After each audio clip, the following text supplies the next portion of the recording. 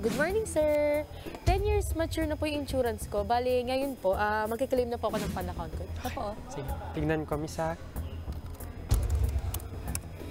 Miss Fernandez, as per checking, for signatory na to ng Board of Directors namin.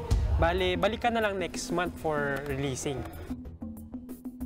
Good afternoon, sir. For releasing na po ba yung fund account ko? Ito po. Tingnan ko, ha? As per checking, Miss Fernandez, I'm sorry pero hindi pa siya pwedeng ma-release kasi kulang pa yung fund values mo. Hindi pa kaya sa 10 years maturity. Anong po ba? Okay.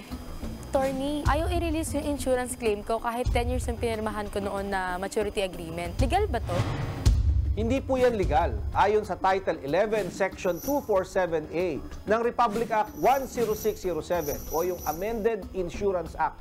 Paglabag sa batas ang hindi pag-release ng maturity value ng anumang insurance policy nang walang legal na dahilan. Maaaring makasuhan ang nasabing insurance company at pwedeng kansilahin ng Insurance Commission ang kanilang lisensya o Certificate of Authority. Attorney, naengganyo akong kumuha ng insurance policy ng isang ahente. Nakatatlong hulog pa lang ako. Gusto ko na siyang ipa-cancel kasi hindi ko na kayang hulugan sa dami ng gastusin sa bahay. Naka-auto credit arrangement ang policy. Sinubukan kong ipa-cancel sa agent pero may cancellation fee na raw ako na dapat bayaran. Kung hindi ko mababayaran, tuloy-tuloy ang monthly hulog ko plus may penalty pa na nakabil sa credit card ko. Legal ba to? Hindi po yan legal. Karapatan ng isang policyholder na ikansila ang kanyang insurance at bawiin ang kanyang premium payments kung hindi pa niya ito nagagamit. Subalit, legal na bawasan ng insurance company ang cash surrender value o yung mababawi mong bahagi ng premium payments ayon sa inyong kontrata o insurance policy.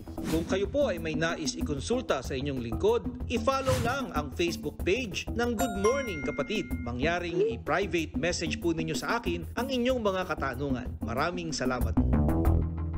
Mga kapatid, Justin Quirino po. Masayang kwentuhan at makapulahang informasyon ang hatid namin tuwing umaga. Kaya mag-subscribe na at mag-follow sa social media pages ng News 5.